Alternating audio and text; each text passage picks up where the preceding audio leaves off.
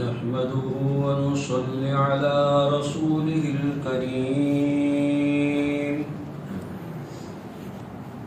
أما بعد فأعوذ بالله من الشيطان الرجيم بسم الله الرحمن الرحيم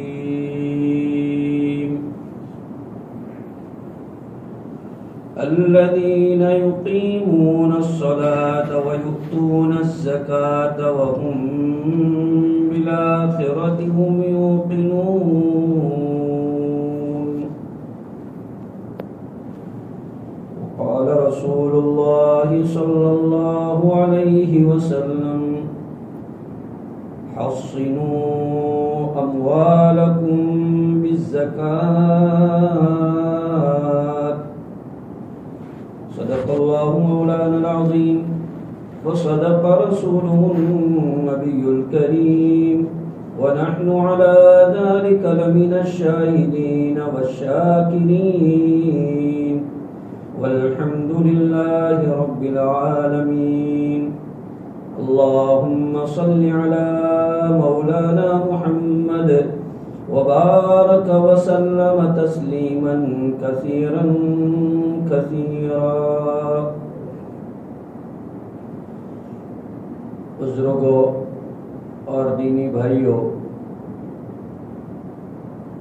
چونکہ انشاءاللہ 1-2 ہفتے کے بعد رمضان المبارک کا مہینہ شروع ہونے جا رہا ہے اور بہت سارے حضرات اپنے مالوں کی زکوٰۃ رمضان المبارک میں نکالتے ہیں، اس لیے مناسب یہ سمجھا کہ زکوٰۃ کے عنوان سے کچھ باتیں پیش کی جائے. زکوٰۃ یہ اسلام کے ارکان میں سے ایک رکن ہے، جیسے نماز ایک رکن ہے، روزہ ایک رکن ہے، اسی طریقے سے زکوٰۃ ایک رکن ہے. نماز مالی عبادت ہے، روزہ مالی عبادت ہے، نماز بدنی عبادت ہے، روزہ بدنی عبادت ہے، اور زکوٰۃ یہ مالی عبادت ہے. اللہ پاک نے 2 طرح کی عبادتیں رکھی ہے. ایک عبادت بدنی ہے، یعنی آدمی بدن سے جو عبادت ادا کرتا ہے، اور دوسری عبادت مالی ہے جس میں آدمی اپنا مال خرچ کرتا ہے. زکوٰۃ کا تعلق مالی عبادت سے ہے. شریعت اسلامیہ میں زکوٰۃ کی بڑی اہمیت ہے. چنانچہ اللہ پاک نے ہر صاحب نصاب مرد و عورت کے اوپر زکوٰۃ کو 2.5% واجب قرار دیا ہے. 2.5% کا مطلب یہ ہوتا ہے کہ آدمی کے پاس اگر 100 روپیے ہیں تو 100 روپیے کے اندر 2.5 روپیہ زکوٰۃ کے اندر دیا جائے گا. یہ 2.5% کا مطلب ہے. تو ایک آدمی کے لیے اللہ کے دیے ہوئے مال میں اللہ کی نسبت پر 2.5% دینا یہ کوئی بڑی بات نہیں ہے. جیسے ایک آدمی کسی کو پیسہ دیتا ہو اور وہ خود کہے کہ بھائی اس میں سے تم میرے نام پر میرے کام کے لیے اتنا خرچ کرنا، تو اس کو کیا مشکل ہے، کیونکہ دیا ہی اس نے. ایسے یہاں پر ہے کہ مال تو اللہ تعالی دے رہے ہیں. ہمارا آپ کا سب کا عقیدہ ہے کہ مال دینے والے اللہ تعالی ہیں. قرآن میں 20 آیتیں ہیں جس میں اللہ نے فرمایا ہے کہ ہم تم کو مال دیتے ہیں، ہم تم کو روزی دیتے ہیں. جگہ جگہ پر یہ مضمون ہے. تو جب اللہ تعالی مال دیتے ہیں اور اللہ تعالی یہ فرماتے ہیں کہ اس میں سے سارے 97% تو تم استعمال کرو، سارے 97% تم اپنی ضرورت میں لاؤ، اور صرف 2.5% میرے نام پر میرے نام لیوا بندوں کے پیچھے خرچ کرو. اللہ پاک نے جو زکوٰۃ کا ایک سسٹم بنایا ہے وہ اس لیے بنایا ہے کہ اللہ تعالیٰ اس دنیا کے نظام کو بیلنس رکھنا چاہتے ہیں، تاکہ ایسا نہ ہو کہ غریب غریب ہی رہے اور مالدار مالدار ہی رہے، ایسا نہ ہو، بلکہ مال پیسہ گھومتا رہے اور گھومنے کی وجہ سے جو ہے لوگوں سے غربت فقر و فاقہ دور ہو، جس کو ہماری زبان میں سرکولیشن کہتے ہیں کہ مارکیٹ میں پیسہ گھومنا چاہیے، سرکولیشن ہو تو جو ہے وہ لوگوں کے پاس پیسے آتے ہیں، اور اگر لوگ جمع کر کے رکھ لیتے ہیں تو اس کی اچھٹ ہو جاتی ہے۔ تو اللہ تبارک و تعالی نے یہ قانون بنا دیا کہ جو بھی صاحب نصاب آدمی ہے، سارے 52 تولہ چاندی یا سارے 7 تولہ سونا اس کے پاس ہے، یا یہ دونوں خرید سکے اتنی قیمت ہے، اتنا بینک بیلنس ہے، یا جو ہے دکان کے اندر اتنا مال رکھا ہوا ہے، تو ان تمام چیزوں کے اندر آدمی کے اوپر 2.5% زکوٰۃ آئے گی۔ اس کو صاحب نصاب کہتے ہیں۔ صاحب نصاب آدمی کے اوپر زکوٰۃ واجب ہوگی، چاہے وہ مرد ہو چاہے عورت ہو، بشرط یہ کہ وہ بالغ ہو۔ نابالغ کے اوپر زکوٰۃ واجب نہیں ہے، یعنی مثلا لڑکا لڑکی نابالغ ہے لیکن ان کے ماں باپ نے اس کے لیے مال چھوڑا ہے تو کوئی مسئلہ نہیں ہے، ابھی ان پر زکوٰۃ واجب نہیں ہے، اس لیے کہ جتنی بھی عبادتیں ہیں وہ ساری کی ساری عبادتیں بلوغیت کے بعد آتی ہے، اس لیے اگر نابالغ کے پاس اتنا پیسہ ہے تو اس کے اوپر زکوٰۃ واجب نہیں ہوتی ہے۔ زکوٰۃ کے ذریعے سے اللہ تعالی آدمی کے مال کو پاک کرتا ہے۔ قرآن مجید میں اللہ نے یہ بات ارشاد فرمائی ہے، خذ من اموالہم صدقۃ تطہرہم وتزکیہم بہا، کہ ان کے مالوں کو آپ ان سے لو اور اس کی وجہ سے ان کے مالوں کو بھی پاک کرو اور ان کو بھی پاک کرو۔ چنانچہ زکوٰۃ نکالنے سے مال بھی پاک ہو جاتا ہے اور آدمی کا دل بھی پاک ہو جاتا ہے، کہ آدمی کے دل میں مال کی محبت اور لالچ اور بخل جیسی صفتیں باقی نہیں رہتی۔ مال خرچ کرنے کے لیے آدمی کے دل کے اندر اللہ کی محبت چاہیے اور لالچ سے پاک دل چاہیے۔ جب آدمی کے دل میں مال کی محبت نہیں ہوگی تو آدمی کے لیے مال خرچ کرنا آسان ہو جائے گا، سخاوت کی صفت اس میں پیدا ہوگی۔ اور حدیث پاک میں رسول اکرم صلی اللہ علیہ وسلم نے ارشاد فرمایا، السخی قریب من اللہ وقریب من الناس وقریب من الجنہ، سخی آدمی اللہ کے قریب ہے، لوگوں کے قریب ہے، جنت کے قریب ہے۔ تو سخاوت اتنی بڑی صفت ہے کہ آدمی کو اللہ کے قریب کر دیتی ہے، اس لیے آدمی کو اپنے مال کی زکوٰۃ نکالنی چاہیے۔ بزرگوں اور بھائیوں، کوئی بھی آدمی دنیا میں آپ کو ایسا نہیں ملے گا جو آپ کو یہ کہے کہ میں زکوٰۃ دینے کی وجہ سے فقیر ہو گیا۔ جو بھی آدمی اللہ کے نام پر خرچ کرتا ہے، اللہ کا یہ طریقہ رہا ہے کہ اللہ پاک اس کی جگہ پر اس کو نئی چیز دیتے ہیں۔ قرآن مجید میں اللہ نے یہ مضمون ارشاد فرمایا ہے، ما انفقتم من شیء فهو یخلفہ وہو خیر الرازقین۔ ما انفقتم من شیء، جو کچھ تم اللہ کے لیے خرچ کرو گے تو اللہ پاک کو کیا ضرورت ہے؟ اللہ پاک تو اس کا بدل تم کو ریٹرن کر کے دیتا ہے۔ یہ کریم لوگوں کا طریقہ ہوتا ہے کہ کوئی کریم کے ساتھ احسان کرتا ہے تو وہ احسان کا بدلہ دوسرے احسان کے ذریعے سے اتارتا ہے۔ اللہ پر احسان نہیں ہے، لیکن صورت کے اعتبار سے گویا اللہ کے بندوں پر احسان کرنا، وہ اللہ پر احسان کرنا ہے، تو اس لیے اللہ تعالیٰ اس کا بدل دیتے ہیں۔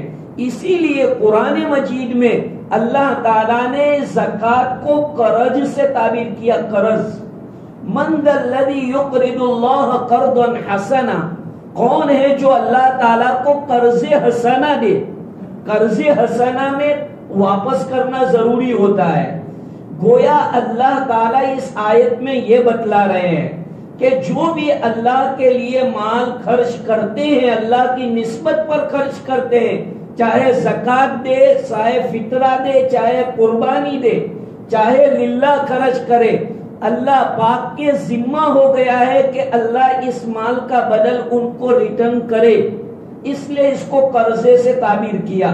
جیسے قرضہ ادا کرنا ضروری ہے، ایسے اللہ تعالیٰ اس کا بدل، اب چاہے اللہ تعالیٰ اس کا بدل اس کو اس دنیا میں دے یا اس کا بدل اللہ تعالیٰ آخرت میں اس کو دے، بلکہ بہت مرتبہ دیکھا گیا کہ آدمی اگر دل کھول کر خرچ کرنے والا ہوتا ہے تو اسی دنیا میں اللہ پاک اس کو اس کا نتیجہ بتا دیتے ہیں، اس کے اولاد کو اس کا نتیجہ بتا دیتے ہیں کہ پہلے باپ دادا کے پاس کچھ نہیں تھا لیکن ان کا ہاتھ کھلا ہوا تھا، اللہ کے بندوں پر خرچ کرتے تھے تو اللہ تعالیٰ نے آج مال کی فراوانی کر دی۔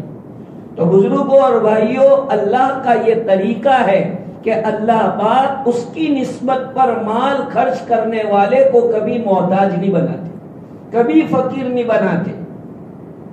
یہ اللہ تعالیٰ کا وعدہ ہے کہ جتنا تم میرے نام پر خرچ کرو گے، اللہ کے رسول صلی اللہ علیہ وسلم نے حضرت بلال کو فرمایا، وہ ان کے کیشیئر تھے، خزانچی تھے حضرت بلال حضور صلی اللہ علیہ وسلم کے، ان کا مال، حضور کا مال حضرت بلال کے پاس رہتا تھا۔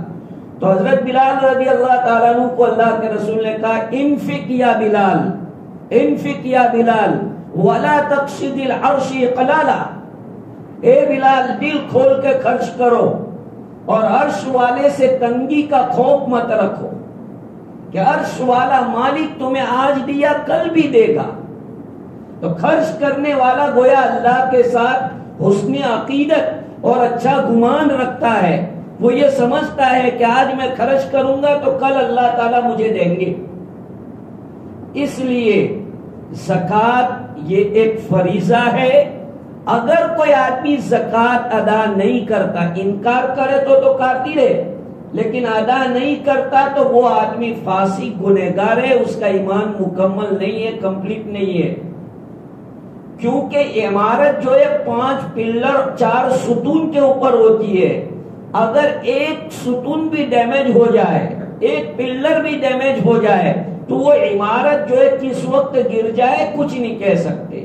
رسول اکرم صلی اللہ علیہ وسلم نے حدیث شریف میں یہ مثال بیان فرمائی، بنی الاسلام علی 5، اسلام کی بنیاد 5 چیزوں پر ہے، نماز، روزہ، زکوٰۃ، حج اور کلمہ شہادت، یہ اس کا بیچ کا پلر ہے، یہ فاؤنڈیشن ہے۔ تو اس طرح سے اللہ کے رسول صلی اللہ علیہ وسلم نے اس حدیث میں مثال بیان فرمائی کہ زکوٰۃ گویا کہ یہ دین کا ایک ستون اور ایک پلر ہے، اور پلر کے بغیر عمارت کا کھڑا رہنا بڑا مشکل ہے۔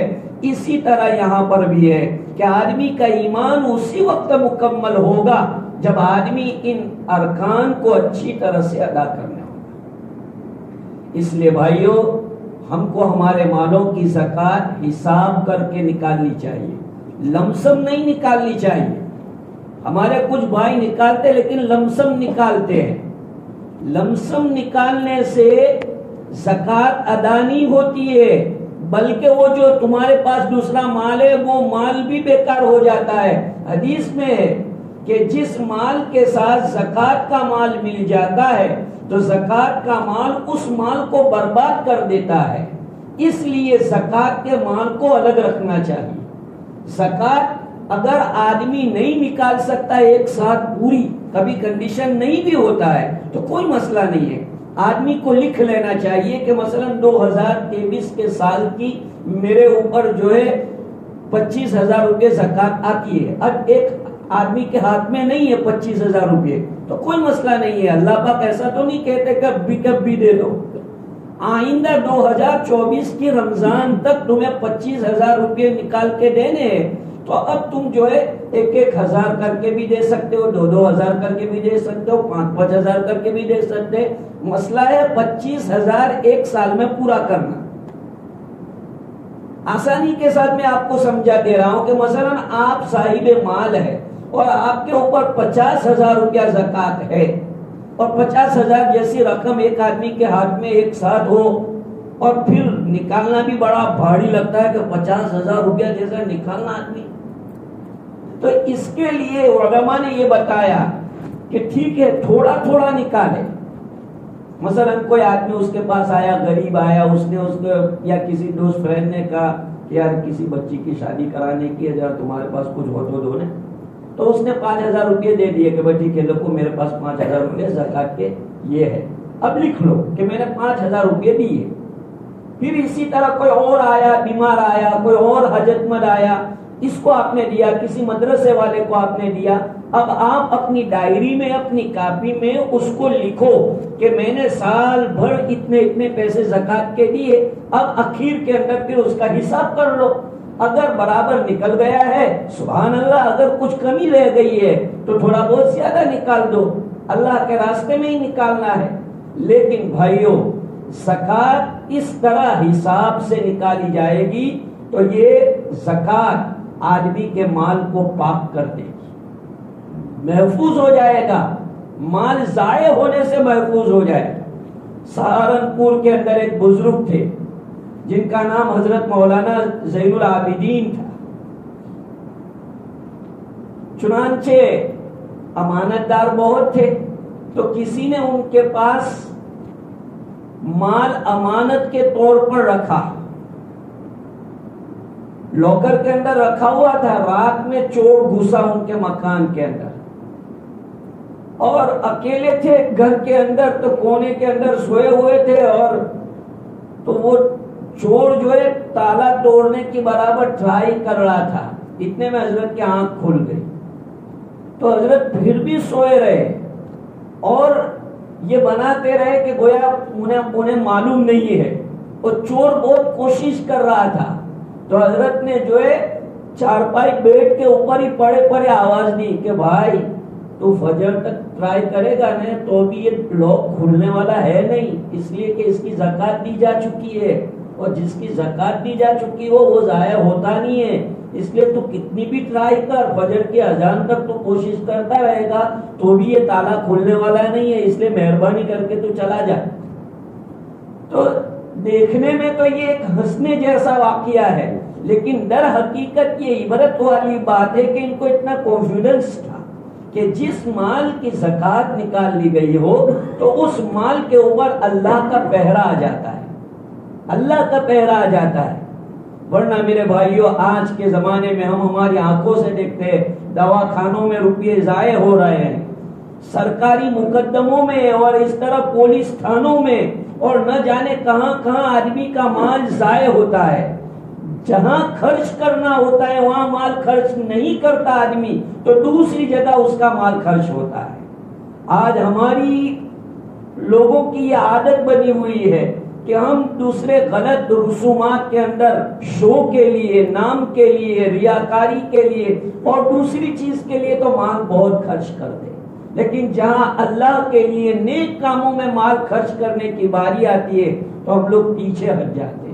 بزرگوں اور بھائیوں، مفتیان کرام اور علماء سے زکوٰۃ کے مسئلے پوچھنے چاہیے کہ زکوٰۃ کس طرح نکالنی ہوتی ہے. جو بھی چیز تجارت کے لیے ہو، بکری کے لیے ہو، تو اس کے اوپر زکوٰۃ آتی ہے. مثلا آپ نے مکان، پلاٹ، دکان، یہ چیزیں بیچنے کی نیت سے لی ہے تو اس کی زکوٰۃ دینی پڑے گی مارکیٹ ویلیو. مثلا آپ کے پاس پلاٹ ہے تو آپ جس دن زکوٰۃ ادا کرنی ہے اس دن اس پلاٹ کا مارکیٹ ویلیو کیا ہے وہ دیکھنا پڑے گا. اگر آدمی کے پاس اپنی ضروریات کی چیزیں ہیں، مثلا موبائل ہے، مہنگا موبائل ہے، پھر بھی اس کی زکوٰۃ نہیں ہے. کیوں؟ کہ وہ اس کی ضرورت کی چیز ہے. ایسے ایک آدمی کی خود کی کار ہے اور وہ استعمال کر رہا ہے تو کار کے اوپر زکوٰۃ نہیں ہے. ایسے آدمی کار کرائے کے اوپر گھما رہا ہے، اس کا کرایہ لے رہا ہے، تو یاد رکھنا کار کے اوپر زکات نہیں آئے گی. آپ کے پاس جو گاڑی ہے گاڑی کے اماؤنٹ پر زکات نہیں ہے. وہ گاڑی سے جو کرایہ تم نے سال بھر کمایا, جو وردیاں لگا لگا کر کے 2000 3000 5000, اب سمجھو کہ بھائی پورا سال بھر کے اندر آپ نے اکاؤنٹ کیا تو مجھے 60,000 روپے ملے, 70,000 روپے ملے. تو اب اگر یہ 60 یا 70,000 روپے جو وردی کے آئے ہیں اس کے اوپر زکات ہوگی, وہ بھی جب کہ 1 سال گزرا اور وہ اماؤنٹ باقی ہے. اگر وہ خرچہ ہو گیا ہے تو کوئی مسئلہ نہیں. یہی حکم مکان کا کرایہ, دکان کا کرایہ, جو چیزیں کرائے کی ہے تو کرایوں کی چیزوں پر زکات نہیں آتی, کرائے پر زکات آتی ہے. یاد رکھنا, مثلا آپ نے فلیٹ کرائے پر دیا ہے تو فلیٹ کے اماؤنٹ پر زکات نہیں آئے گی. زکات آئے گی وہ کرایہ, مثلا 5,000 روپے آپ نے دیا تھا تو 12 5 7,000 روپے سال بھر آپ کے اکاؤنٹ میں رہے, آپ کے پاس رہے, آپ نے استعمال نہیں کیے, تو ایسی شکل کے اندر اب اس کے اوپر زکات آئے. اگر جو ہے وہ 7,000 روپے خرچہ ہو گیا, مثلا گھر میں خرچہ ہوتا ہے, دوسری جگہ خرچہ ہوتا ہے, تو اب زکات نہیں ہے. تو یہ مسئلے چھوٹے چھوٹے ایسے مسئلے ہیں جو پوچھنے پڑتے ہیں, کیونکہ اس آدمی کا کیا مسئلہ ہے وہ سارے مسئلے تو یہاں بتائے نہیں جا سکتے. جنرلی موٹے موٹے مسئلے بتائے جاتے ہیں. اب یہ 2-3 مثالوں سے آپ اچھی طرح سمجھ گئے ہوں گے. مثلا ایک آدمی کی بھینسیں ہے تو بھینسوں پر زکات نہیں آئے گی. بھینس کا جو دودھ نکالتا ہے اور وہ جو دودھ بیچتا ہے اس کا جو اماؤنٹ جمع ہوگا اس کے اوپر زکات آئے گی. یہ اس طرح کی بہت ساری مثالیں بن جائے گی. یہ موٹے موٹے میں نے مسائل آپ کو بتلائے. ایک آدمی نے 2-3-4 مکان خرید کے رکھے ہیں اور سوچا یہ ہے کہ بھائی اولاد بڑی ہوگی, بیٹے پوتے بڑے ہوں گے تو وہ اس میں رہیں گے, تو اس پر بھی زکات نہیں ہے. جو پلاٹ ایسے ہی رہنے کے لیے لیے تھے, جو مکان رہنے کے لیے لیے تھے, اس پر زکات نہیں ہے. زکات اسی وقت آتی ہے جب آدمی نے تجارت کی نیت کی ہو. تجارت کی نیت سے کوئی چیز خریدی ہو تو ہی اس کے اوپر زکات آئے گی, ورنہ زکات نہیں آئے گی. ہاں, سونا چاندی کسی بھی نیت سے لیا ہو اس پر زکات آئے گی. سونا چاندی چاہے آدمی نے اپنی لڑکی کی شادی کے لیے لیا ہے تو بھی زکات اس کو دینا پڑے گا. زیورات بنانے کے لیے لیا ہے تو بھی اس کی زکات دینی پڑے گی. سونا چاندی اصل چیز ہے, اس لیے اس کے اوپر ہر حال میں شریعت نے زکات کو رکھا ہے. باقی دوسری چیزوں کے اندر یہ تفصیل بتلائی ہے. تو اللہ پاک مجھے اور آپ کو, پوری امت کو یہ بات سمجھنے کی توفیق عطا فرمائے کہ آخر زکات کا فلسفہ کیا ہے, کیوں زکات کو لاگو کیا گیا ہے. اللہ تعالیٰ بیلنس کرنا چاہتے سماج میں, کہ سماج میں کہتے ہیں کہ 5 فنگر ناٹ ایکول, 5 انگلیاں برابر نہیں ہے. تو جب 5 انگلیاں برابر نہیں ہے تو سماج کے اندر ہر ایک کا مالی اسٹیٹس ایکول نہیں ہے, برابر نہیں ہے. تو اس کے لیے اب اللہ تعالیٰ نے زکات وغیرہ چیزیں رکھ دی تاکہ مالی کنڈیشن کے اعتبار سے جو آدمی غریب ہے اس کی غربت کچھ دور ہو کر کے تھوڑا بہت لیول ہو جائے اور اس کی ضرورتیں پوری ہو جائے. اس لیے ہم کو جو ہے زکات کا مال ادا کرنا چاہیے اور خوش دلی سے ادا کرنا چاہیے, تاکہ اس کے بدل میں اللہ تعالیٰ مجھے اور آپ کو اور چیز عطا فرمائے. چنانچہ رسول اکرم صلی اللہ علیہ وسلم کی حالات میں, آپ کی سیرت میں لکھا ہے کہ جب رمضان المبارک کا مہینہ آتا تھا تو آپ کی سخاوت تیز ہوا کی طرح سے ہو جاتی تھی. یعنی آپ گنتے نہیں تھے, بغیر گنے اس کو جو ہے خرچ کرتے رہتے تھے, کیونکہ رمضان المبارک کا بینیفٹ زیادہ لینا ہے. تو آدمی کو چاہیے کہ رمضان المبارک میں زکات نکالے تاکہ ثواب بھی زیادہ ملے اور اس زکات کو جو ہے اس کے حقدار تک پہنچانے کی کوشش کرے. آج ہمارا مسئلہ یہ ہے, اب آج کے زمانے میں پہچاننا بہت مشکل ہے کہ بھائی حقدار کون ہے, کون بیوہ ہے, کون ایسا ہے.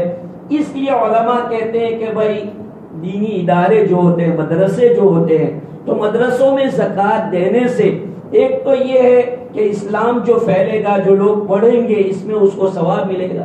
لیکن یہ ضروری نہیں ہے, میری بات سننا, میں یہ نہیں کہتا کہ مثلا آپ کے 5,000 روپے نکلے تو 5,000 روپے آپ دارالعلوم یتامہ میں کہ مواتی والا میں لکھا دو، یہ ضروری نہیں ہے۔ آپ جو ہے یہ طے کرو کہ 1,000 روپے میں کسی غریب لڑکی کے شادی میں دوں گا، 1,000 روپے کسی کو دوا دارو کے لیے دوں گا، 1,000 روپے جو سفیر آئیں گے اس میں سے جو ہے تھوڑے تھوڑے دوں گا۔ اس طرح ڈیوائڈ کرو تو سب جگہ پر پہنچے گا زکوٰۃ کم۔ زکوٰۃ کی رقم مسجد میں نہیں دے سکتے، لیکن مدرسوں میں اور دوسری جگہ پر جہاں بچے رہتے ہیں غریب، وہاں دی جا سکتی ہے۔ تو اس طرح زکوٰۃ کو جو ہے تقسیم کیا جائے گا تو آپ کا مال دور دور تک پہنچے گا، بہت سے لوگوں کو اس سے فائدہ ہوگا۔ اللہ پاک مجھے اور آپ کو ان مسائل کو سمجھنے کی توفیق عطا فرمائے۔ انشاءاللہ موقع ملے گا تو آئندہ بھی جو ہے زکوٰۃ سے متعلق کچھ اہم باتیں سنائی جائے گی۔ اللہ پاک عمل کی توفیق عطا فرمائے۔ وآخر دعوانا الحمدللہ۔